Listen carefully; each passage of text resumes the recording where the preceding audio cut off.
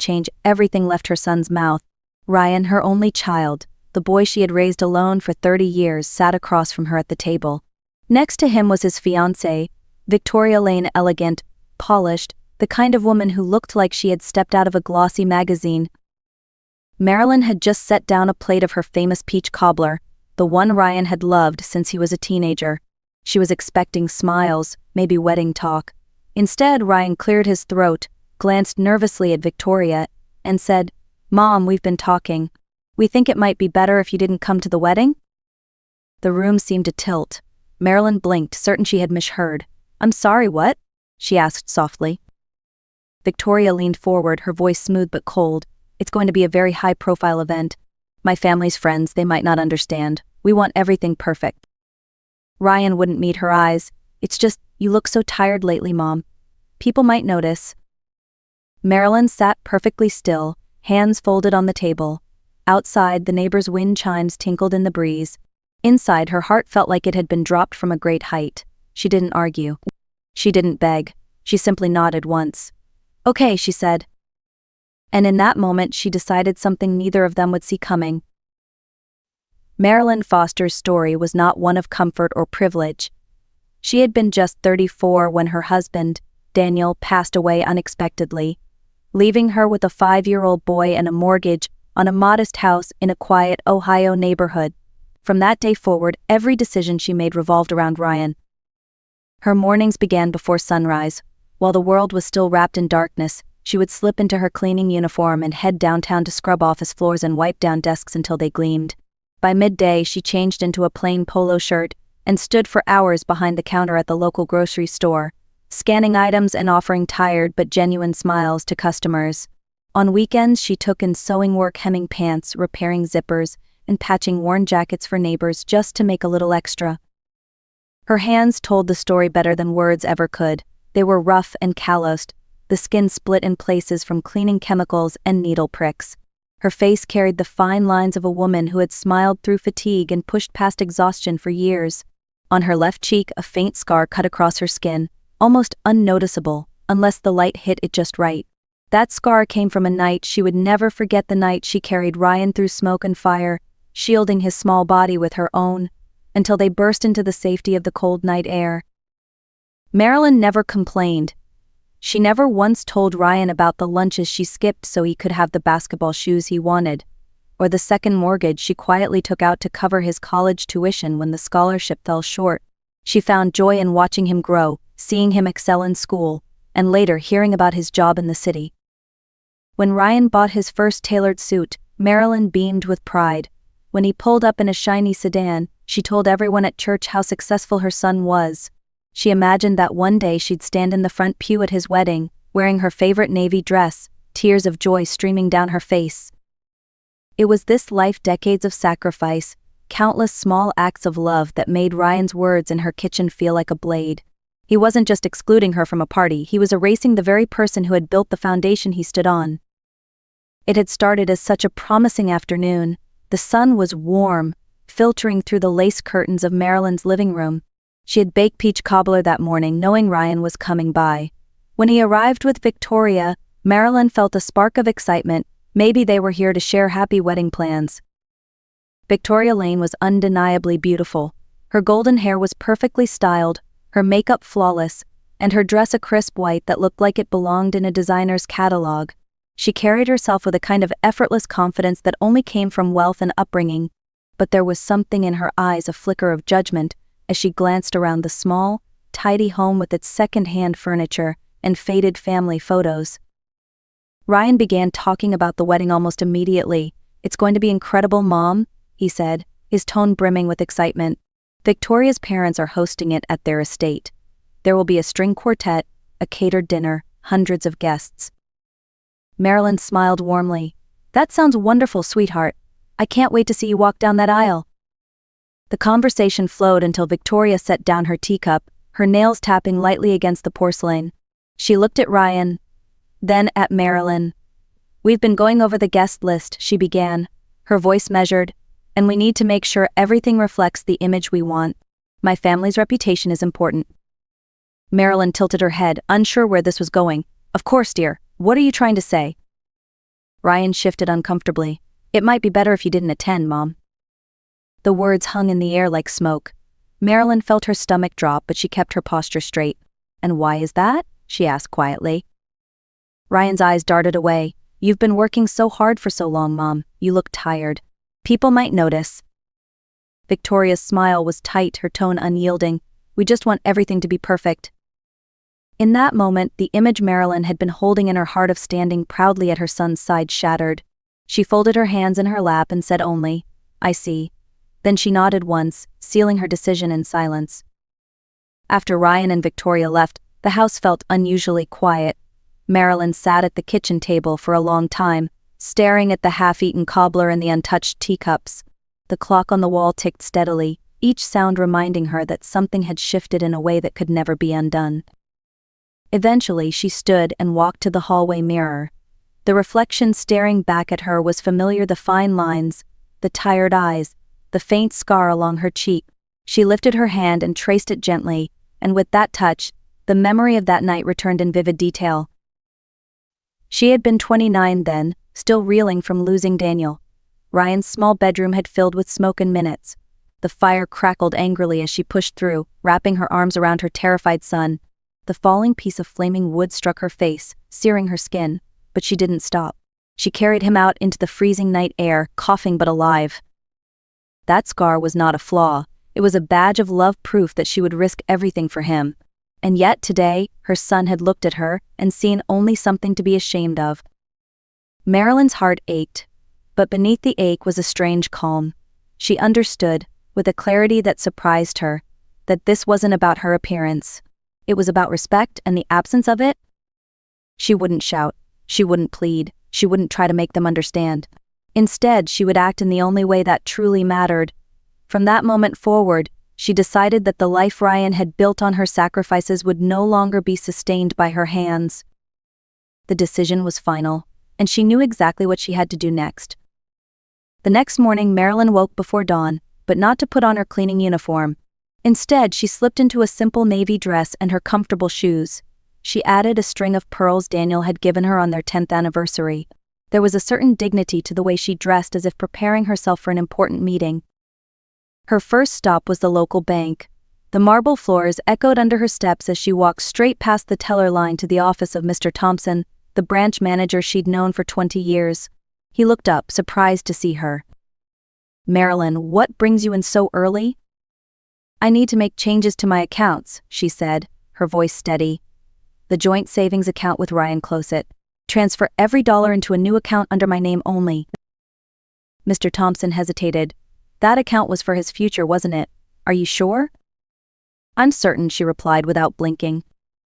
She also instructed him to cancel the credit card Ryan had been using for years, one that was linked to her primary account. She knew the balance was high dinners, gadgets, luxuries, but she didn't flinch. Cancel it today. Finally, she addressed the lease on Ryan's downtown apartment, where she had been the co-signer. "I want the automatic rent payment stopped. The next one is due in 2 weeks, and it will not come from me." By the time she left the bank, a weight had lifted. Her footsteps felt lighter, her back straighter. Her next stop was the office of her longtime attorney, Mr. Caldwell. He greeted her warmly, but when she told him she wanted to rewrite her will, his smile faded. "You've left everything to Ryan," he reminded her gently. "Not anymore," she said. "Remove him entirely. The house, the savings, the life insurance, it all goes to the Children's Hope Foundation. Let it help kids who truly need it." Mr. Caldwell studied her for a moment. "This is a serious step. May I ask why?" Marilyn told him the truth. She spoke of Ryan's words, of Victoria's icy smile, and of the quiet sting that came from being deemed unworthy to stand at her own son's wedding. She told him about the scar, about the night of the fire, about the little boy she had carried through the smoke. When she finished, there was silence in the office. Mr. Caldwell's voice was low and respectful. "I understand." They signed the new documents that afternoon. Walking out into the crisp air, Marilyn felt no need for revenge in the loud, dramatic sense. This was her just as quiet, deliberate, and absolute. Ryan had chosen an image over his own mother. Now he would learn what life looked like without the foundation she had built for him. The wedding day arrived, but Marilyn didn't stay home in tears. She put on her navy dress, not for a reception, but for the quiet sanctuary of her local church. She sat in her usual pew, listening to the hymns, her mind at peace.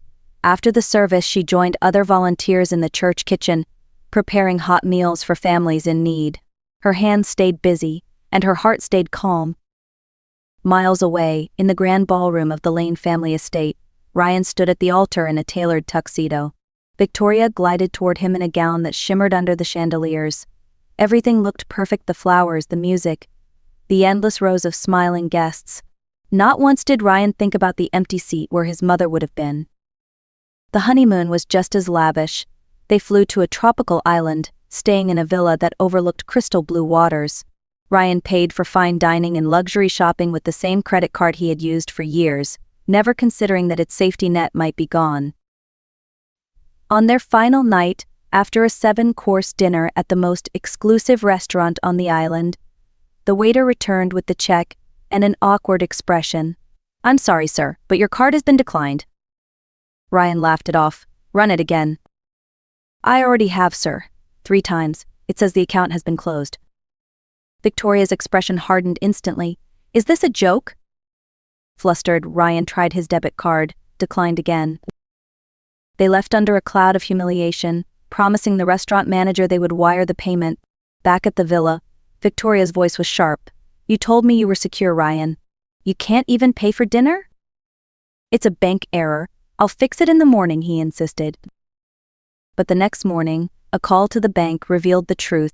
The account was closed, the card cancelled by the primary holder, Marilyn Foster. Returning home was worse. Outside his apartment door was a bright orange eviction notice. The rent hadn't been paid. He had 3 days to settle the balance or move out. Victoria read the notice, her face pale. "I thought you owned this place." "My mother co-signed. She paid the rent," he admitted, the words tasting bitter. Victoria's disgust was clear. "The same mother you were too embarrassed to invite to our wedding." "Unbelievable." She turned away. "Take me to my parents' house." By the time they reached the Lane estate, Ryan knew something had broken beyond repair. Victoria didn't say goodbye when she got out of the car. She simply shut the door and walked up the stone steps to her parents' mansion without looking back. 2 days later, a letter from her attorney arrived at Ryan's office. She was filing for an annulment. Their marriage had lasted less than 2 weeks. Ryan tried to repair the damage. He called friends, the same ones who had toasted him at the wedding, hoping for a loan, or even a place to stay. One by one, they made excuses. Some were blunt. "You should have thought about how you treated your mom before asking for help." The story had traveled quickly. His co-workers, who once envied his expensive lunches and sleek car, now whispered in the break room. He was no longer the charming rising star. He was the man who had humiliated his own mother for the sake of appearances. Desperate, Ryan went to the bank for a loan. Without his mother's financial history tied to his record, his income alone wasn't enough.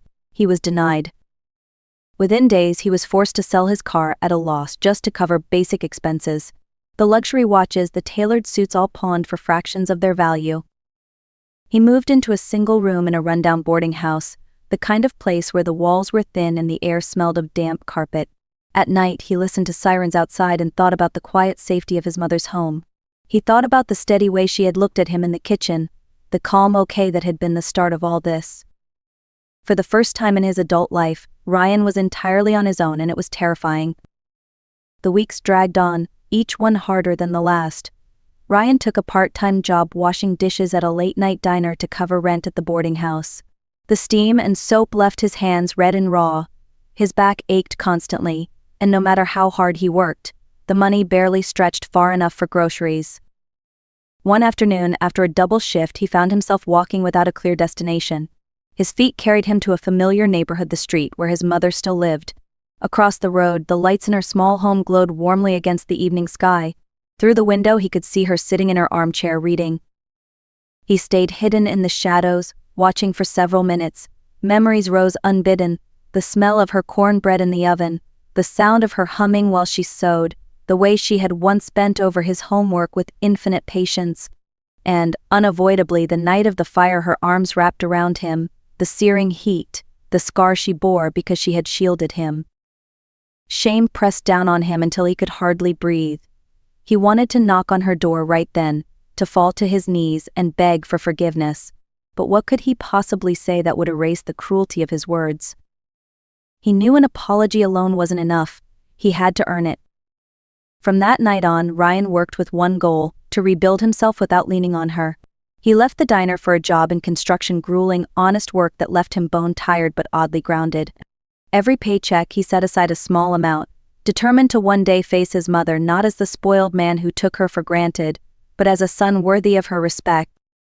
Nearly a year later, on a cool Saturday afternoon, Ryan walked the familiar path to his mother's front door. He wore clean work clothes, his hair neatly combed. His hands were rough and calloused now, and his eyes carried a humility they'd never had before. When Marilyn opened the door, she hesitated for a moment. The man before her was not the same one who had sat in her kitchen 12 months earlier. He looked older, yes, but also steadier, grounded. "I'm so sorry, Mom," he said, his voice low but steady. "For the words I said, for the way I treated you.